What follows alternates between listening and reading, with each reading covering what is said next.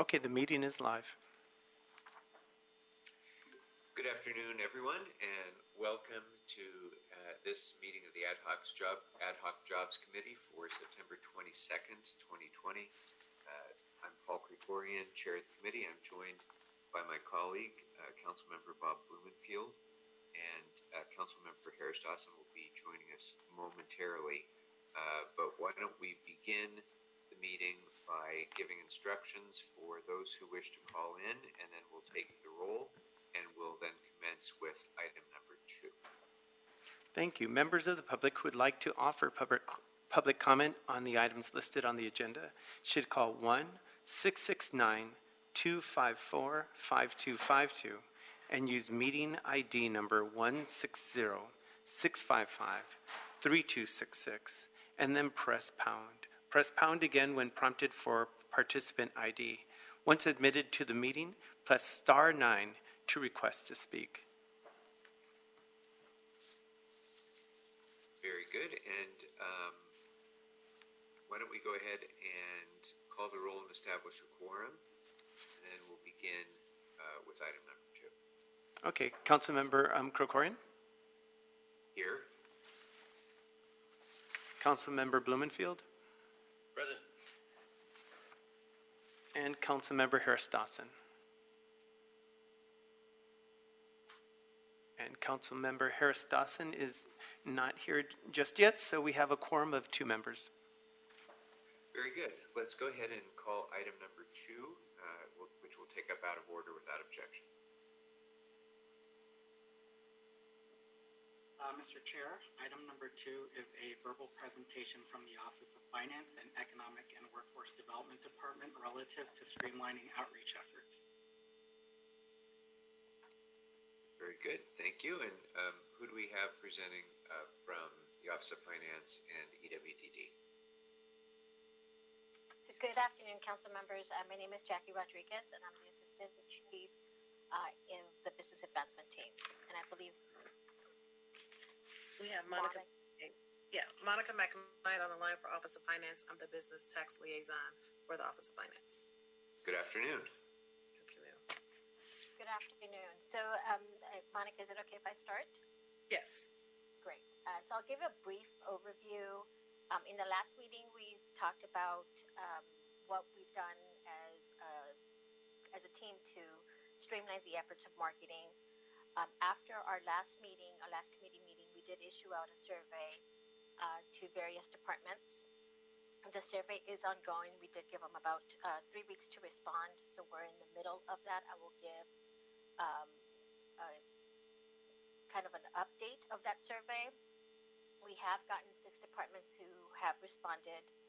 85% of the departments did have a database, with about 60% do have a newsletter that is sent out. The frequency is still, it's all over the board, honestly. They have some that are monthly, some that are quarterly, some that are on demand. Some of them are yearly. So I can't give you an exact number of percentages because it's literally about 14% all the way around, depending on the department. However, 71% did indicate that they would benefit from consolidating and streamlining those newsletter efforts. With that being said, our next steps are, one is to contact the departments that still haven't responded to get their response and their feedback. We will then meet with the departments that have indicated that they would like to consolidate and streamline to see how that looks, whether it's issuing a combined newsletter or whether it's coordinating efforts so that we are touching all the businesses on the different newsletters. And then we will report back with a full detailed report of how many responded, what is the percentage, and what does our coordinated streamlining efforts look like at a future meeting. Okay. All right, thanks, Jackie. This is Monica again from the Office of Finance, and I just was going to give a kind of an update on what we do at the Office of Finance as far as reaching out to businesses. And currently we have a monthly newsletter that is sent out to approximately 145,000 subscribers. Anyone can actually sign up, so they may not all be businesses, but Majority are businesses, and in that we usually provide not only information from the Office of Finance, but if there's updated information we get from council offices or from the mayor's office and such, we'll be sure to include that so that they're informed. And we've also sometimes used that same method to send out special notices. So if the mayor's office or someone asks us to send out special notices to businesses, then we'll use it to send out a special notice to notify them. As well as we also have our social media, which is Twitter and LinkedIn, which we're using to communicate to our businesses. And then for new businesses, they all get an email within the next month after they register that tells them it's kind of like a welcome newsletter with our welcome kit, which kind of tells them guidelines across the board that we know of or that are relating to businesses. And then lastly, and working sometimes with EWDD and their business source centers, we generally end up doing presentations. And a lot of times they have seminars for small businesses. And so we come out and we give them like the intro into business to let them know what they need to do as far as the Office of Finance is concerned. And that's basically our outreach to the businesses. Okay, thank you. Thank you for that report. And for the record, Councilmember Harris Dawson is with us, and Mr. Harris Dawson, we took number 2 out of order, so we're still on item number 2. We haven't gotten to one yet. 140,000.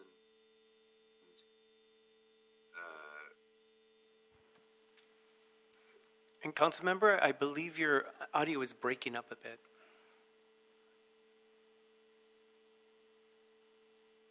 Recipients of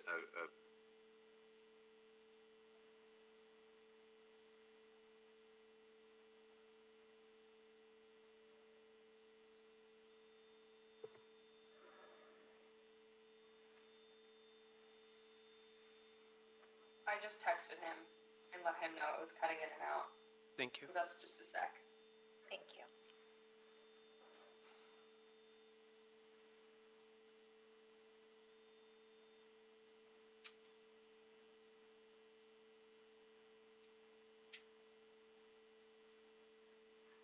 okay.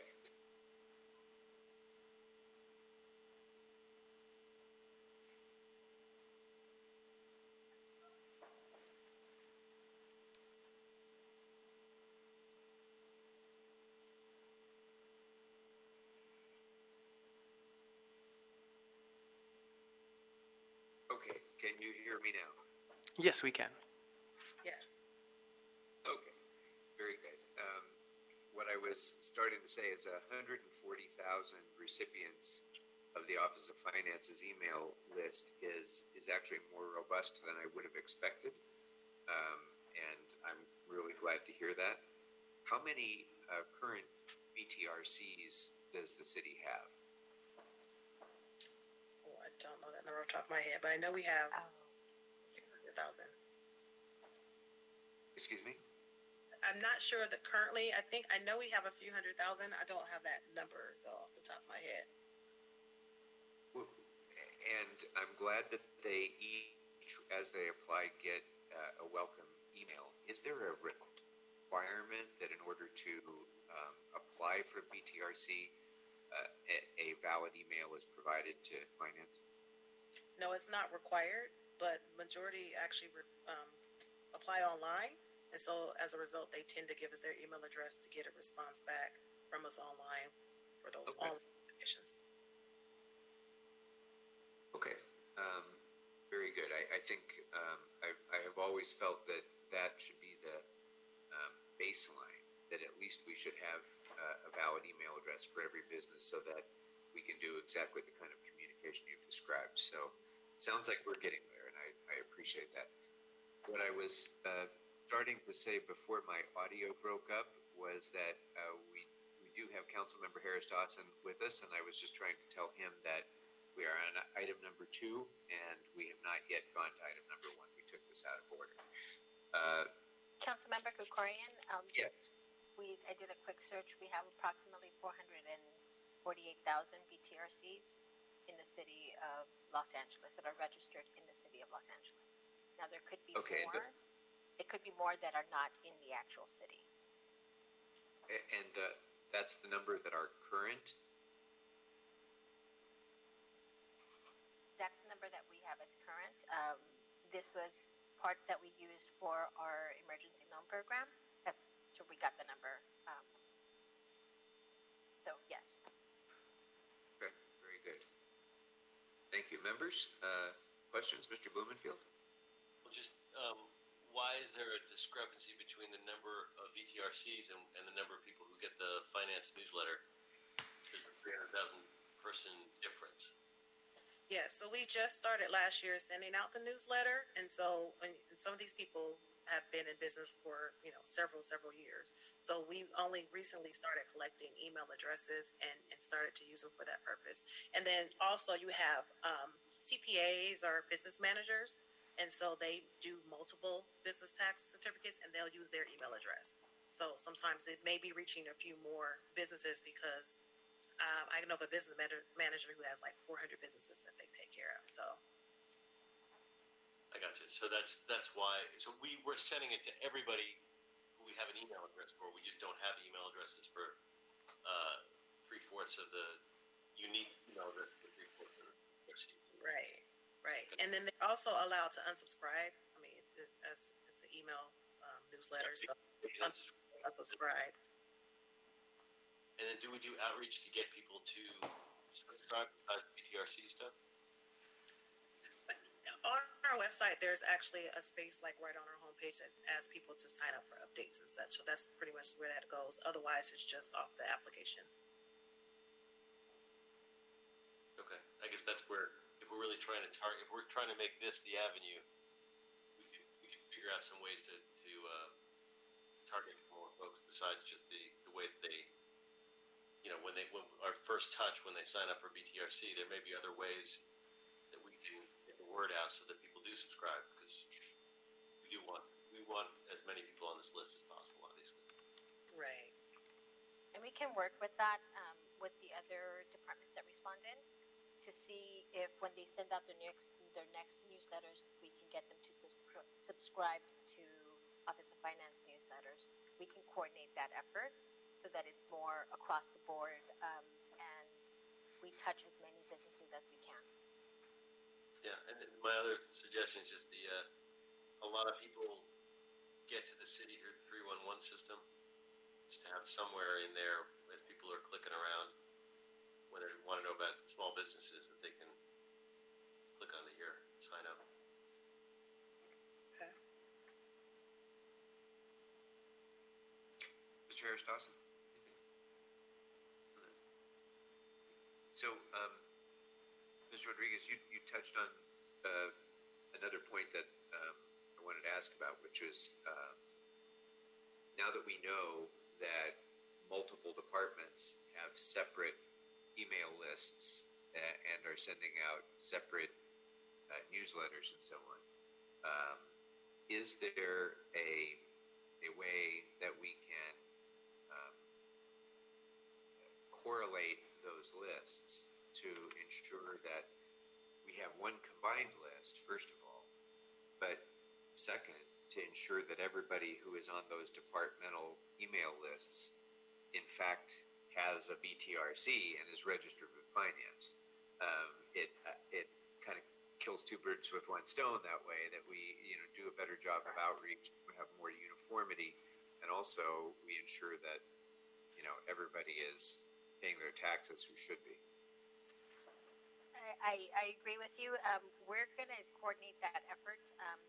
We have to determine where that major list is going to live. If it's going to live with Office of Finance, it would be talking to Office of Finance to see their capacity, etc. But we can definitely coordinate it with all the different departments and make it a marketing approach to register your business. We did find that there are people even through our emergency loan program that did not have a BTRC.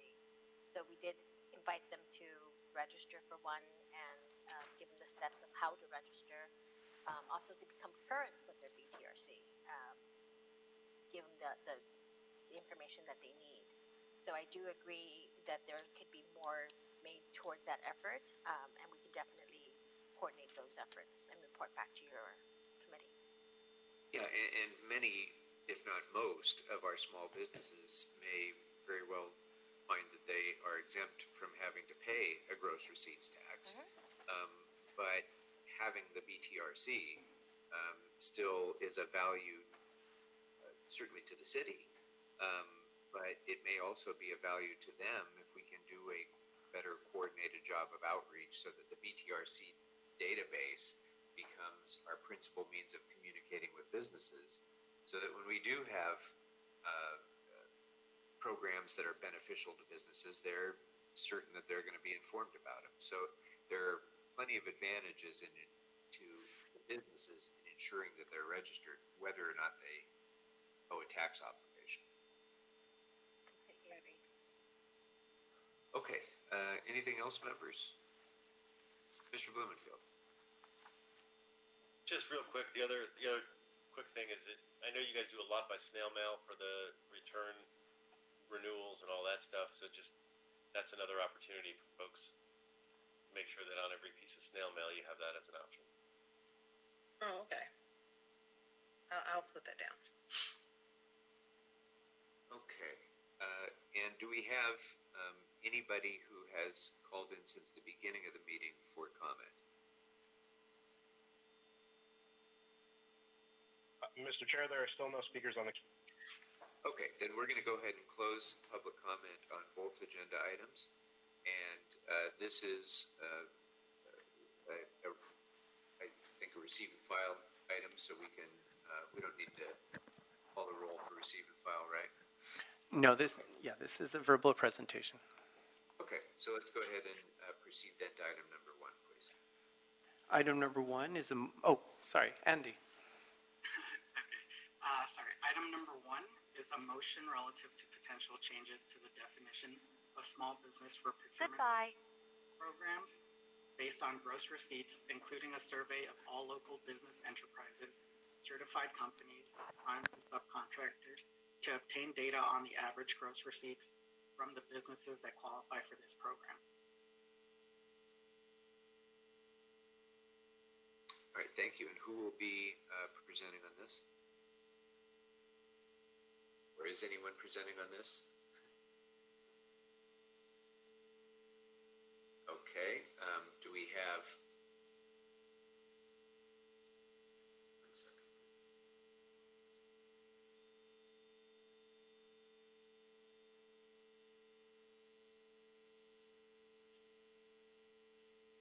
Okay,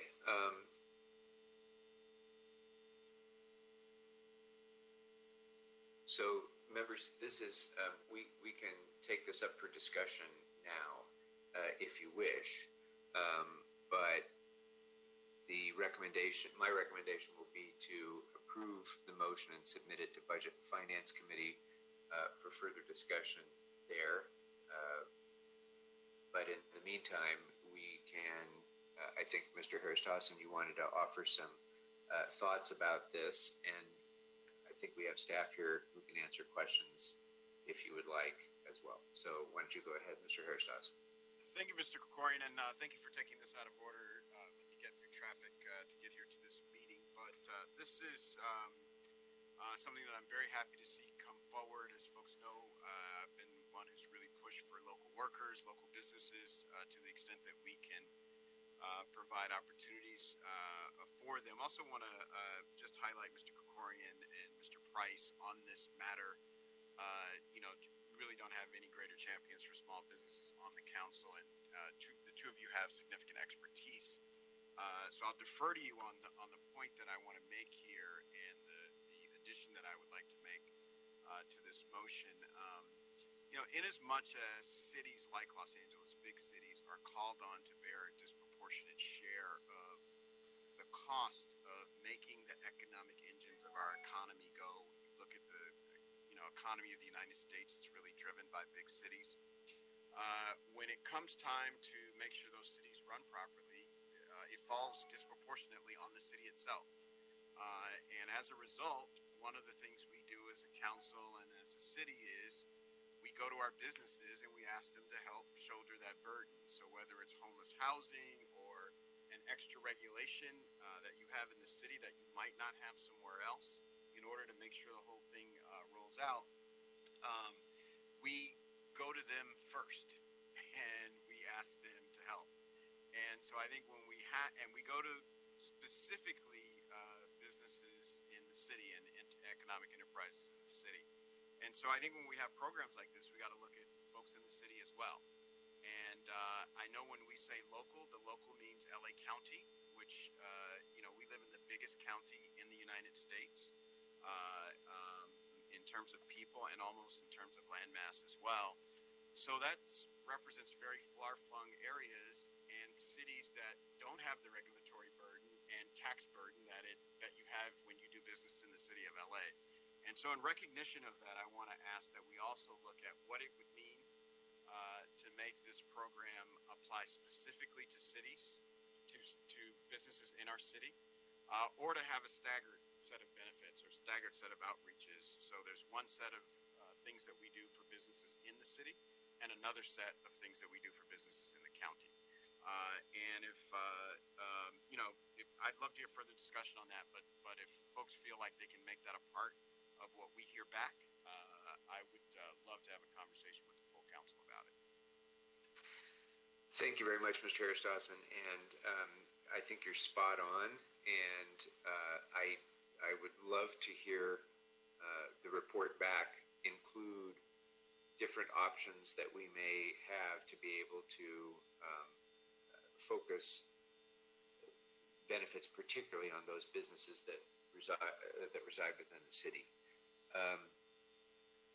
When we provide benefits, whether it's in procurement, whether it's local tax benefit or anything else, and we're focusing on local small businesses, the main reasons for doing that are to create local economic stimulus, to support and increase local jobs, to increase the income of people in the city that have jobs, and to increase the city's potential tax revenues. Those are the reasons really for doing any of these incentives. And so all of those goals are best served when the businesses are located within the city of Los Angeles.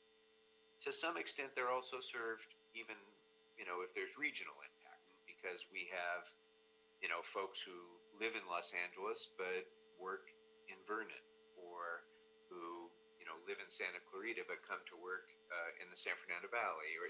So there's some fluidity to that, but I think where we can best achieve those end results of increased tax revenues, increased employment, increased income, and economic stimulus within the city, those are the goals we're trying to achieve by this. So I would love to hear a report back. I know that there are some constraints that we have. BCA's on the line, and EWDD are on the line. Maybe they can speak to this a bit. But when we first looked at this local preference ordinance years and years ago, the point was made that there are limitations in the charter with regard to how you can define what local is. But I think the council has chafed at that over the years and has felt that, okay, well then maybe we need to change the charter if that's the case. So I think that should absolutely be a part of this report back. We should have a full discussion about what are our options, what best serves those policy goals that I just described. And if it is, in fact, if we do have options for targeting businesses within the city, what are those options? And if we don't, what do we need to do to create those options? So all of that should be on the table, I think, and part of this report back. And I think, as I say, points very well taken, Mr. Harris-Dawson. And in fact, that was the impetus for looking at the $3 million gross receipts definition was the same idea. It was, does that even really make sense in achieving those policy goals? So as long as we're doing that, let's embrace the entire definition and figure out what is it that we need to do to be able to best deliver those results. So I I appreciate the suggestion, and I'll take that by all means as a friendly amendment. I don't think the point of this was to strictly focus just on that $3 million threshold. It was to take a fresh look at this and think, what do we need to do to make this a more effective policy in achieving those results? So thank you, point well taken, and I would ask that all of those factors be included in the report back as well. And if anybody can respond to this now on the line, and if not, it can be part of the report back. What is the basis for that $3 million figure? How long has that been in place? What are the policy justifications that led to that in the first place? If anybody knows offhand. Good afternoon, council members. This is Linda McLinchy with the Bureau of Contract Administration. The $3 million threshold was established when the small local business ordinance was first passed. That was quite a few years ago. I do not know the impetus for setting it at $3 million, but it was set there. We are looking, the state currently has their own small business program, and as well as a small business micro program. Majority of their certified firms fall under the small business micro, which is 3-year annual average gross revenues of $5 million or less. With that said, we don't know exactly where our current LBE certified firms stand with regards to gross revenues. We know historically when we have looked at our primes in years past, we've surveyed them, and the majority of them have come in under 10 million.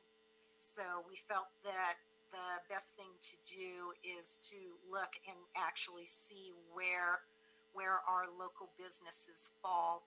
Given the comments made, in addition to doing this survey, it makes sense to also see, in terms of our certified local businesses, where they fall in terms of placement, whether they're within the city of Los Angeles versus only in the county but not in the city, and see what kind of percentage of local certified firms we have that meet those different criteria. Yeah, thank you, and thanks for mentioning the state micro definition, which is larger than ours, and it's micro.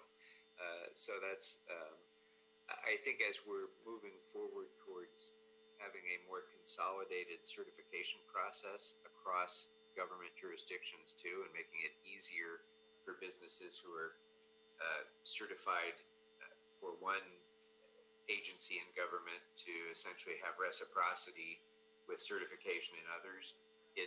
It's another reason to kind of consolidate definitions and make sure that we're treating businesses that are similarly situated the same, whether it's in the county or the city or the Board of Education or Metro or otherwise in terms of their certification. I think that in itself is a worthwhile goal, just to reduce the barriers to entry that so many businesses have in getting certified in the first place.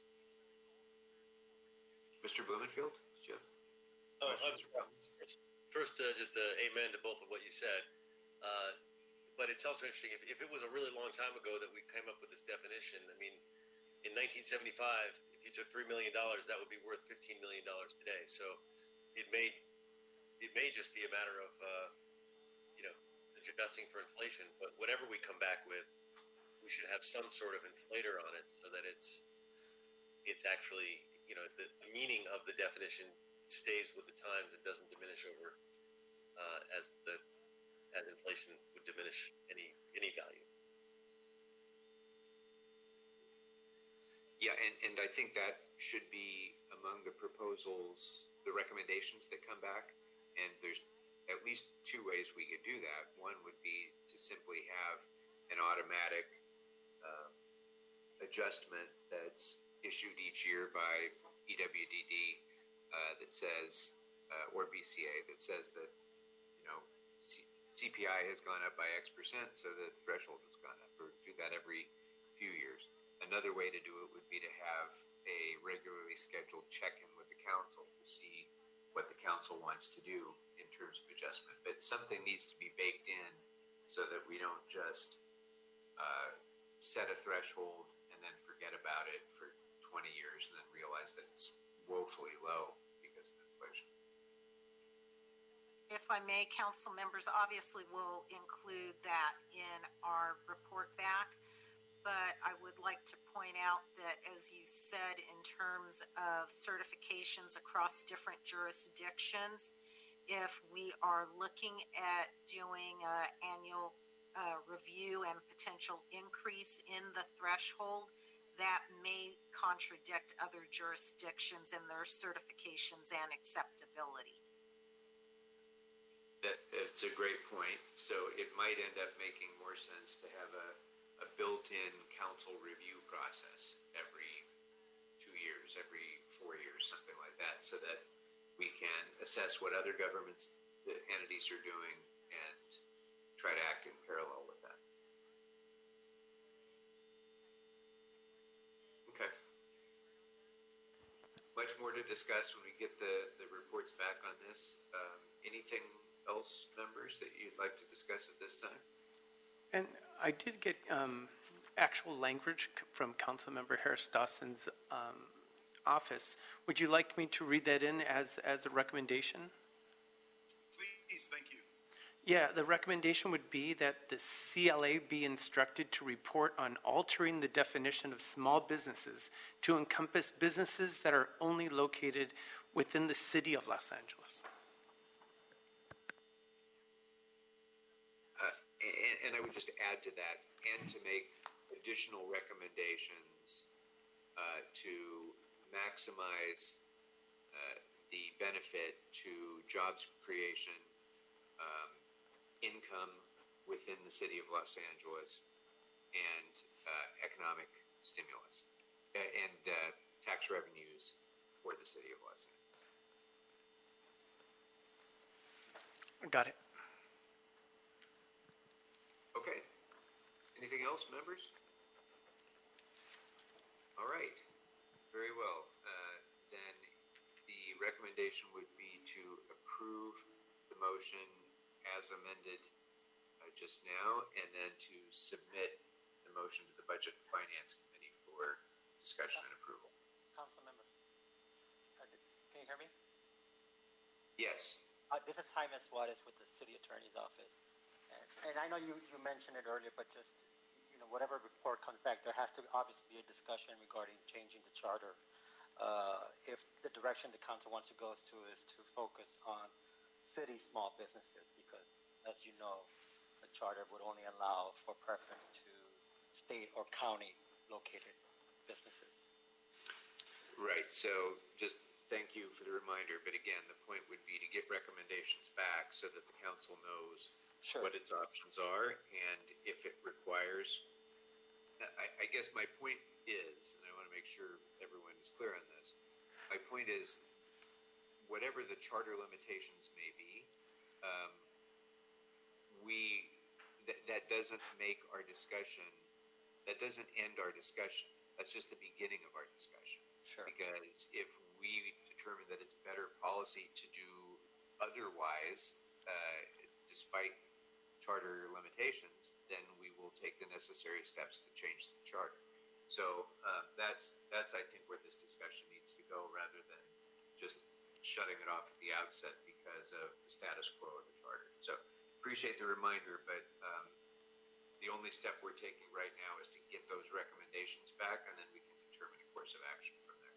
Understood. Thank you. Okay. With that, let's go ahead and call the roll. Okay, so Councilmember Krikorian? Aye. Councilmember Blumenfield? Blumenfield, aye. And Councilmember Harris Dawson? Yes. That item number 1 passes. Very good. Thank you all very much for your reports and responding to all of our questions on both of those matters. Is there any other business before the committee? No, Mr. Chair. All right, then if there's no objection, we are adjourned. Thank you all very much. Have a good day.